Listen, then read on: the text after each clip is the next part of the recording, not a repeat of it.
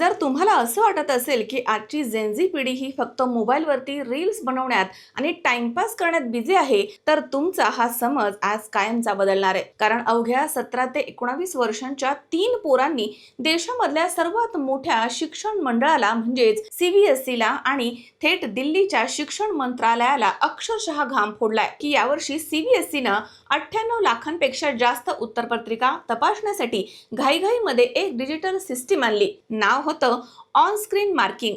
पण या सिस्टीमचा फुगा आपल्या 3 वाघांनी कसा फोडलाय बघा.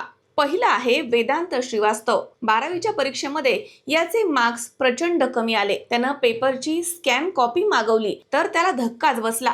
त्याच्या नावानं चक्क दुसऱ्याच विद्यार्थ्याचा पेपर अपलोड केला होता. वेदांतनं सोशल मीडियावरती पुरावे टाकले आणि अखेर CBSE ला गुडघे टेकून त्याची जाहीर माफी मागावी लागली आहे. या कडेमधील दुसरा आहे 19 वर्षाचा निसर्ग अधिकारी. हा पठ्ठा एक ॲथलिक हॅकर आहे. यानं CBSE च्या मार्किंग पोर्टलचे असं काही पोस्टमॉर्टम केलं ना की त्या पोर्टलच्या कोडिंग मधील मास्टर पासवर्ड शोधून काढला. कोणतीही सिक्युरिटी नसलेला हा पासवर्ड वापरून कोणीही विद्यार्थ्यांचे मार्क्स सहज बदलू शकतं हे यानं सिद्ध झालं. पण सर्वात मोठा आणि फायनल ब्लास्ट केलाय झारखंडच्या रांचीमध्ये राहणाऱ्या 17 वर्षाच्या सार्थक सिद्धांतनं.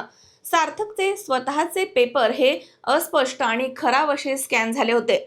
त्यानं सरकारी कागदपत्र आणि टेंडरचे पेपर्स उपसले आणि जे शोधलं ते ऐकून तुमचे कान देखील उघडे पडतील. सार्थकनं उघड केलं की TCS सारख्या नामांकित कंपन्यांना डावलून कोइम्पॅक्ट नावाच्या एका विशिष्ट प्रायव्हेट कंपनीला हे करोडोंचं कंत्राट देण्यासाठी CBSE न टेंडरचे नियम चक्क 15 वेळा बदलले. आता विचार करा, 15 वेळा नियम बदलले. ही तीच वादग्रस्त कंपनी आहे जिच्यावरती 2019 मध्ये तेलंगणामध्ये परीक्षांमध्ये घोळ घातल्याचा आरोप होता. 17 वर्षांच्या या सार्थक सिद्धांताचा अभ्यास इतका अचूक आणि खतरनाक होता की थेट दिल्लीच्या संसदीय स्थायी समितीनं त्याला संसदेमध्ये साक्ष देण्यासाठी बोलावून घेतलं.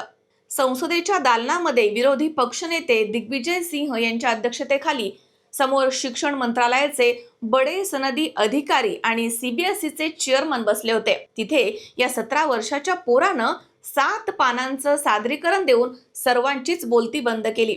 समिती इतकी प्रभावित झाली की त्यांनी विचारलं, या मुलालाच CBSEचा सल्लागार का बनवत नाही? आणि या साक्षीनंतर काही तासातच सरकारनं CBSEचे चेअरमन राहुल सिंग आणि सचिव हिमांशु गुप्ता यांची तातडीनं तडकाफडकी बदली केली. सिस्टीम कितीही मोठी असो, जर समोर पुराव्यांसह प्रश्न विचारणारा तल्लख मेंदू असेल ना, तर सत्तेला देखील झुकावं लागतं.